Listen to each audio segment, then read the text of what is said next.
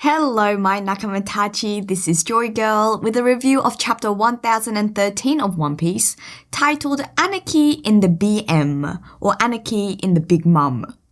But before we begin, I do want to say a massive thank you and congratulations because today, or actually officially it was yesterday, but anyways, today marks the 1 year anniversary of this channel. And I wanted to thank you guys for, being with me on this journey. And for any of you who aren't actually yet subscribed, please do subscribe now because I do have a special 1 year anniversary video planned that's gonna come in the next week. So do subscribe and click that notification bell so that you don't miss out on when that video is released. And also because even if you missed out on this 1 year anniversary, there are plenty more for us to have, in the years to come so that you can join us in our future journey. But anyways, with that being said, let's get on to the chapter review and let's start with the cover page. So this chapter's cover page of Sanji in the Thousand Sunnies aquarium, thinking about how he can cook that shark with Zoro in the background is probably one of my favorite fan requested cover pages. I'm just reveling in the possibility of seeing, Sanji fight using his hands again, and using a knife, which we have seen him do back in the Sea Train and the Water 7, the Enies Lobby arc. And we know how good he is with a knife, so I don't think the shark stands much of a chance in this one. But anyways, let's get to the chapter itself. So let's start with that big mess concerning the 3 angry women. So starting with Tama, after the last chapter when Ultia attacked the poor young girl, it seems like Tama's right cheek is scratched. And it's interesting that it's the right cheek because that's usually where we see Tama pull out her kibidangos from. I don't know if we have seen or if she can actually use the same ability from her left side. Without going through all the panels, from memory, I believe that it is, only her right side that we've seen her use this ability with. But, please do correct me if I'm wrong and if we have actually seen her use her left cheek before. But if it is the case that she can only use this ability from the right side, then I think this actually has, some future implications. And 2 future implications which I can think of. First being that this puts an end to Tama being able to use this ability further.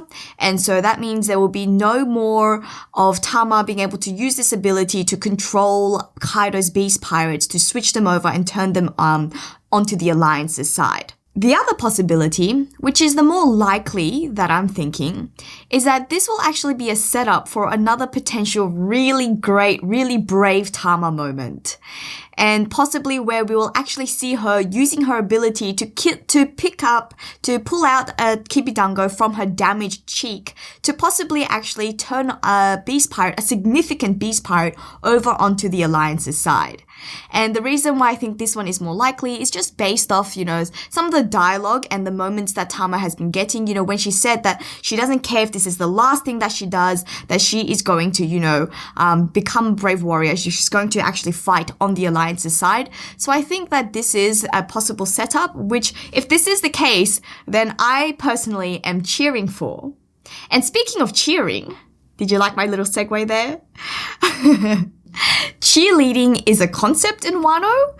I'm actually pretty interested into finding out, what the exact translation is, what the actual, meaning is, because it seems like the Beast Pirates make this comment after seeing Nami's baton.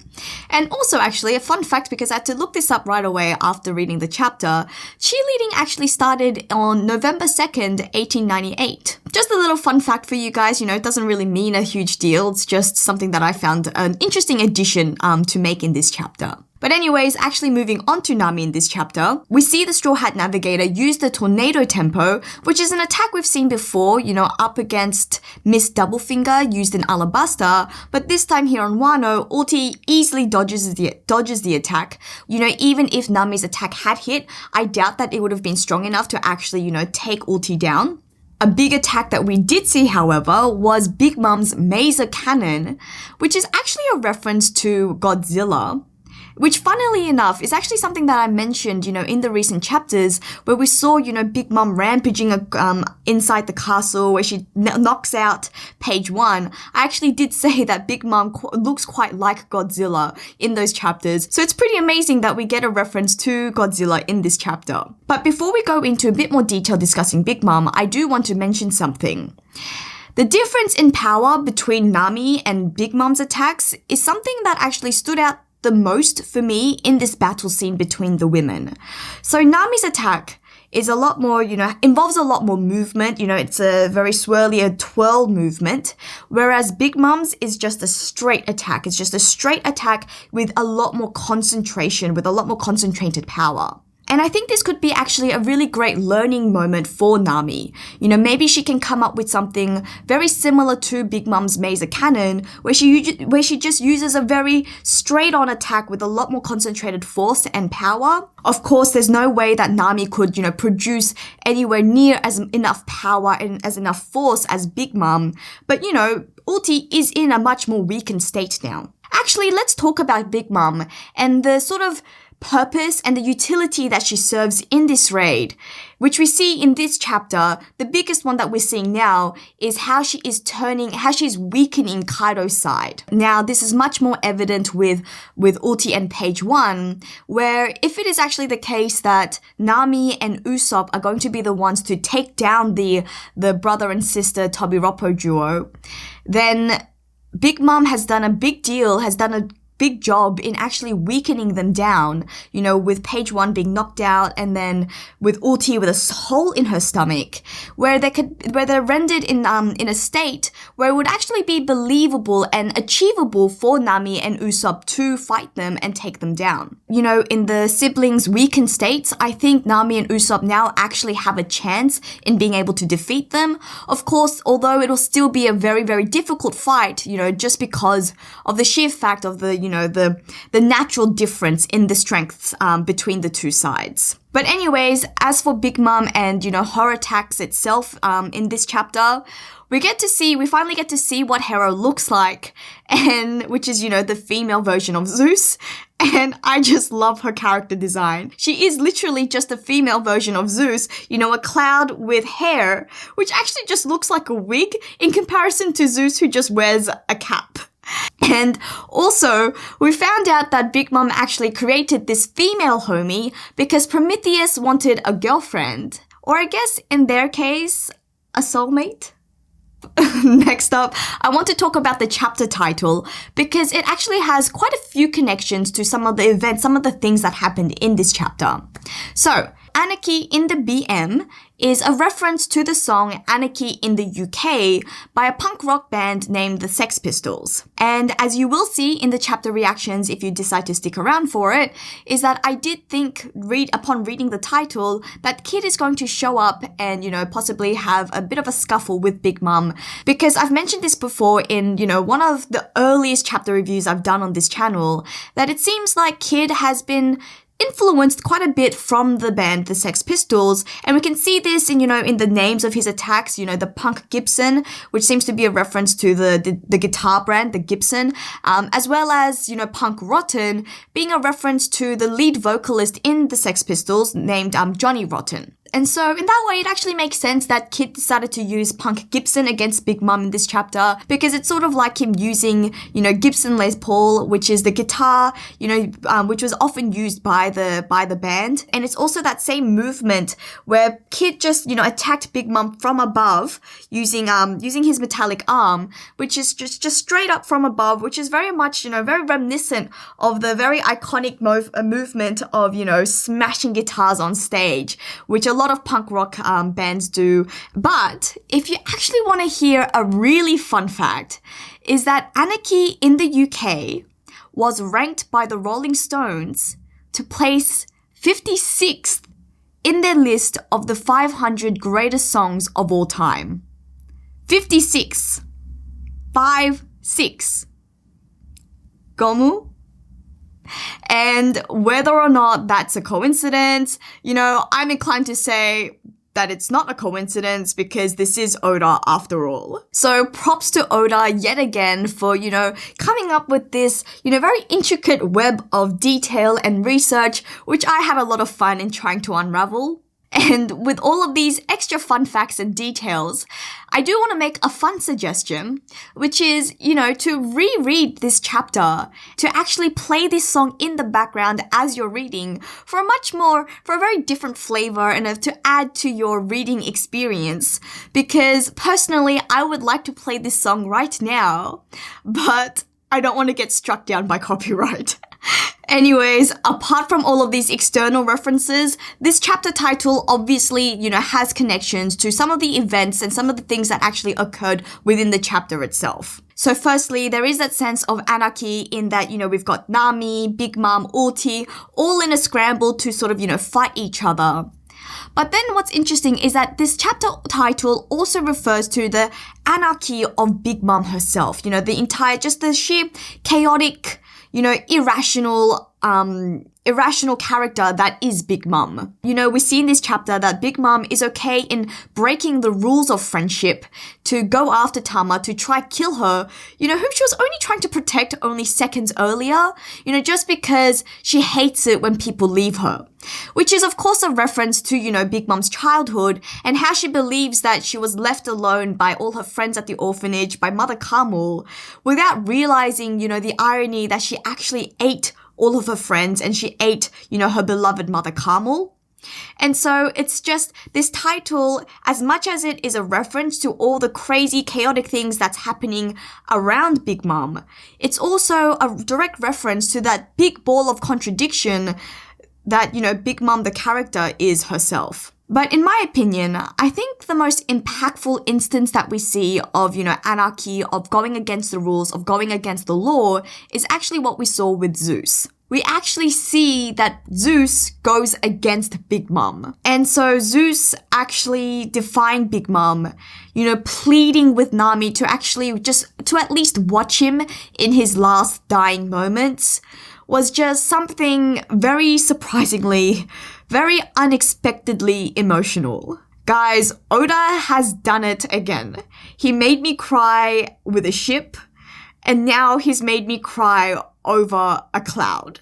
The fact that I just got so emotionally impacted by this scene, by a side character, just really goes to show Oda's amazing storytelling, which I cannot stress enough.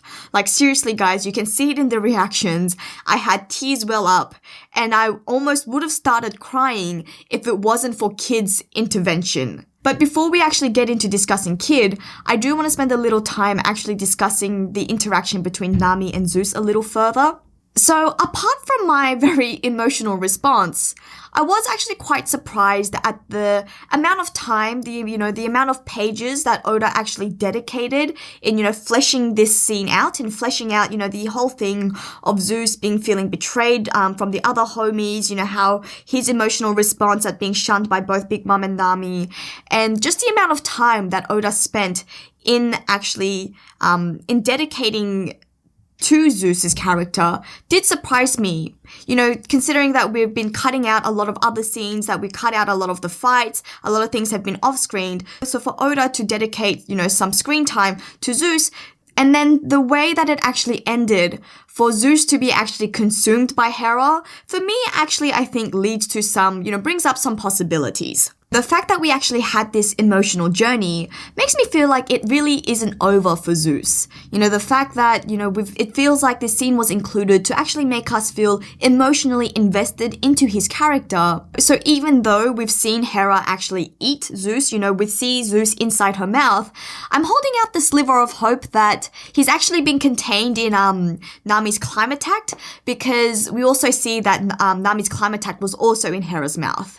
Or another possibility that I'm considering is that maybe Zeus, the will that we saw of Zeus, his loyalty to Nami that we actually witnessed in this chapter, is that we'll actually see his soul being able to win out over Hera. Or maybe, it'll be really cool where we see, Zeus actually just burst out from Hera instead. But anyways, whatever it is, maybe it's just me being too hopeful, but I'm just not convinced that Zeus is dead. You know, there's just no way that Oda made us feel just so, or at least made me feel so emotionally invested into this side character only for him to die in the very same chapter. And I'm just loving more and more the idea of Zeus joining the Straw Hats, of, you know, becoming Nami's new weapon, and for us to be able to see them all just hanging out. But anyways, enough of that. Let's actually move on to Kid. Kid's attack was just amazing. The sheer size of that metallic arm is just, you know, mind-blowing. It's phenomenal. I mean, this is something that I was wondering about, you know, a few chapters prior, where we saw Kid going around collecting all of those metal pieces, and it is just huge. And also the level of detail in that panel, again, just phenomenal. Like, all of those individual, very tiny pieces of metal, you know, all the nuts and bolts, just amazing. And it looked like a really huge impact, but it didn't actually seem to impact Big Mom at all. You know, she just brushes it off and she just looks pissed off. But now I am expecting for Law to show up. You know, we've seen two supernovas fight together before, you know, obviously with Luffy and Law becoming allies and fighting against Doffy together in Dressrosa. So now it's time for, you know, Kid and Law to team up. But I am going to move away from this as quickly and as abruptly as the chapter did to discuss Kaido and Luffy. So our question from the last chapter is actually answered, where I asked about Momo's comment that Luffy is weakened, whether that means Luffy's just tired or whether that, you know, Kaido's gotten the upper hand, because this chapter confirms that Kaido defeated Luffy, you know, yet again. And we do have to give props to Oda for actually, you know, showing us a lot about Kaido's character in just 2 tiny panels. You know, the Emperor is disappointed with himself for getting carried away in the thrill of battling someone, you know, someone strong, although Luffy wasn't strong enough. And then his comment about, you know, humans and their inability to let go of hope is very interesting. Again, shows so much about his character, because it seems like he can understand and he recognizes this feeling, although it's not something that he can actually empathize with himself, because he's never really needed to rely on hope to win. You know, he's never felt this feeling himself, because he's always been this great monster, this great powerful being that just, you know, just so dominant. The most interesting thing about his dialogue was the way in which he spoke about human beings, you know, as if he's not a human himself. You know, the way he spoke about them was just very removed, as if he's not a human being himself, which of course goes to, you know, show his strength and how he stands out because of his power. But I would be interested to know, you know, the deeper meanings of this and how Kaido has gotten to this state. We can't see his full face because, you know, he's covering up his eyes. But based off the comments that he's made, it does seem like Kaido's mainly feeling disappointment, but I would have been keen to actually see his entire facial expression, just to see what he's actually feeling in this moment, you know, now that Luffy's lost, as well as the fact that he didn't outright kill Luffy just to, you know, quell any hopes amongst the alliance. But as for Luffy's defeat itself, you know, it doesn't come such a surprise that he's lost to the Emperor. If anything, Luffy actually lasted quite a while in fighting against Kaido. If we go with the timestamp from the last chapter, where we saw Zoro and Law, you know, fall onto Sanji, which was stated to be, you know, a couple dozens of minutes ago, it means that we can assume that Luffy has also been fighting Kaido for a roughly similar amount of time. And so that's actually really impressive if we consider that Luffy only just learnt Advanced Conqueror's Haki. And I wouldn't be surprised if we actually see Act 3 of Wano, you know, start to wrap up from here. As in the general structure of other One Piece arcs more generally, we see that Luffy gets defeated multiple times, only for him to keep getting back up and then finally, ultimately defeating his opponent. But for now, with Luffy, you know, out of commission, it does possibly leave Kaido free to, you know, possibly cause some tragedy, which will, you know, mark the end of Act 3. Or another implication of Luffy falling off from Onigashima is that Yamato will reach the rooftop to face Kaido alone and find that Luffy is no longer there. You know, we saw that Yamato is now heading up to the rooftop, And so if he arrives only to see Kaido alone, this, I think, would be the perfect time for a flashback. You know, maybe this will be finally where we get to see why Kaido is who he is. But back to Luffy himself, there is obviously the question of where he will land. You know, we saw only a few chapters ago that when Big Mom fell off Onigashima, we saw that the island is still floating atop, on top of sea, and that we haven't actually reached, you know, the mainland of Wano yet. How quickly we've been moving since then, and whether Onigashima is now on top of mainland Wano, or whether they're still on top of the sea, because that will obviously impact, you know, what happens to Luffy's character. There are still some, you know, there is also some unaccounted factors that we do need to consider, you know, the rest of the Big Mom pirates, for example, you know, maybe possibly, will Luffy have a run-in with them? Although I see that as a less likely possibility. As well as, you know, maybe, you know, Law's teleportation power, although he seems to be, you know, focused on Big Mom now, so I don't know how likely that is either. But anyways, with all of these questions and possibilities, I do also want to say what a roller coaster of emotions this chapter was. You know, we cut from so many different emotions and scenes very quickly so that we don't get stuck in one feeling, in one emotion for too long. You know, we saw that hurrah of Nami, of her fierceness in the beginning, and then that just very emotional investment into Zeus, and then just the concern of Tama and the Straw Hats, only to be, you know, cut away by the hope of Kid and his attack, and then only for that hope to be just as quickly torn away from us in that last page as we see our main character falling off the island. And, you know, speaking of that last page, that last panel was just so brilliantly drawn, where there isn't as much clutter, where actually that made it a lot more impactful, because Luffy and him falling off the island just stands out so much more against the contrast of the white and the blank page. I mean, what a cliffhanger, or more literally, what a cliff faller. But anyways, on that very bad pun, I will end our review. So please leave your thoughts on, you know, on your thoughts on this chapter, on the possibilities and your speculations for where Wano will go from here by leaving a comment below. Don't forget to like and share this video if you enjoyed it. And please don't forget to subscribe, because there is a chapter break, but you can fill that break with, you know, more One Piece content by tuning into these videos whilst we wait for the new chapter together. Anyways, that's it for the chapter review. Please stick around for the reactions if you're interested. This is JoyGirl, and I'll see you again soon. Hello, my nakamatachi. Okay, we are now reading chapter 1013 of One Piece, and it's titled Anarchy in the BM. Oh, okay. I think I might know what's going to happen. So Anarchy in the BM, you know, after what happened in the last couple of chapters, we've seen, you know, Ulti trying to go at Big Mom. We know that Law, has also decided to go after Big Mom. And, you know, we saw a few chapters, you know, I think it was in chapter 1011, that Kid and Killer are after Big Mom. And Anarchy in the BM, that sort of sounds like a reference to that song, Anarchy in the UK by the Sex Pistols. And when we consider that Kid, you know, has some sort of connections to, you know, the theme of punk rock, and more specifically, you know, the band Sex Pistols as well. Maybe we're going to see Kid go up against Big Mom in this chapter, and we're going to actually see what we've all been talking about, you know, what's going to happen. Is he going to side with Ulti? Are they going to form like a temporary alliance? Or is it going to be like, you know, what we saw last week, where Nami was like, oh my goodness, yeah, Ulti, go Big Mom, and they're both like, no, we're not siding with you. We also just hate each other right now. Okay, I'm excited. So we're going to see Kid against Big Mom, you know, possibly. All right. Okay, the cover page. Oh, look at Sanji go up against the shark.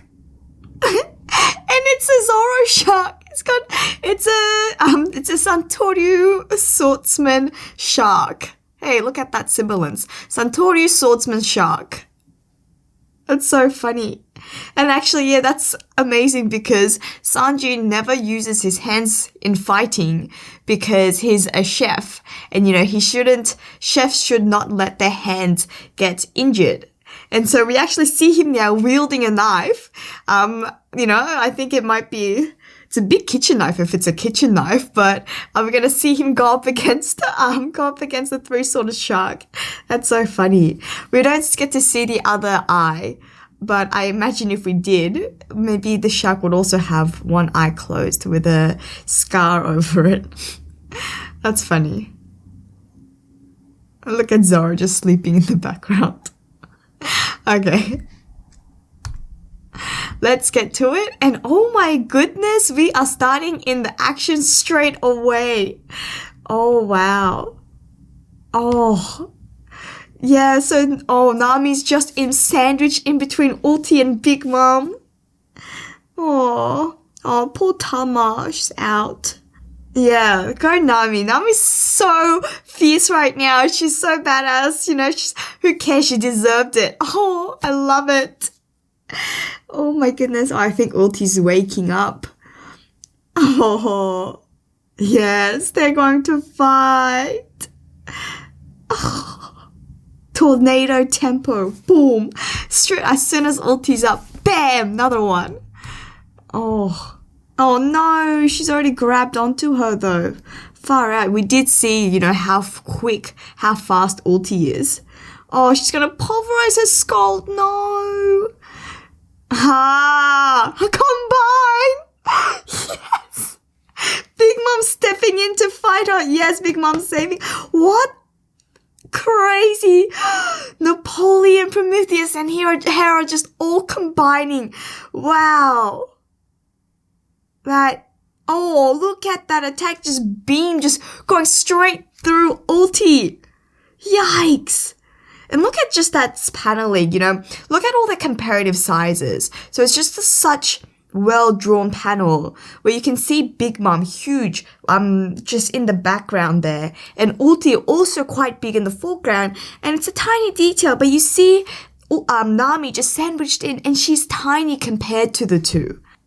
It's what you get for hurting Otama. The Beast Pirates are like, what's going on? Aren't we supposed to be allied with Big Mom? Oh. Yeah, okay, good. Now they're using this chance to escape. Oh no, Komachio's being left behind. Zeus! They're seeing Zeus. Oh no, Zeus is upset because he sees that he's been replaced with Hera. And they did a combined attack as well. Oh, we could have never done that attack with stupid Zeus. It seems like they are really, it seems like we're really going to see Zeus go to Nami after all. And Hera, Hera's just like, oh, little boys, you guys are, as the goddess, as the goddess of Olympia, she's like, no, I was just obeying Mama. You guys don't really mean much to me. They're flirting with each other. It's so cute. Oh, look at that quick turnaround. Oh, it's Nami. Just wants to be loved. Zeus just needs to be loved. Oh, this is too much. And Nami's not even paying attention to him. Oh, so sorry I'm late. It looks like we have a new, Zeus is like a little schoolboy, with his little cap as well. Just so cute. Look at Big Mom's face. I don't need you anymore. Oh my goodness. Oh, she's going to let Hera eat Zeus. No. Oh, it's going to be combined soul. No. No. This is cruel. Oh, okay. So Big Mom's asking Tama for her opinion, and maybe this is how we're going to see Zeus saved. So, okay, or are we going to see Big Mom go up against Tama and say, you're defying me? Oh, please no, I don't think I can take Tama, get 2 attacks, and one by Big Mom as well. No, I can't. Oh, no. Oh, no. Oh, so she's going, no, please, Olin, don't. They're my friends. Oh, look at Nami and Usopp, just their tears. Nami. Oh, this is such a heartbreaking moment. A heartbreaking moment between Zeus as well. Oh, I'm all alone in the world.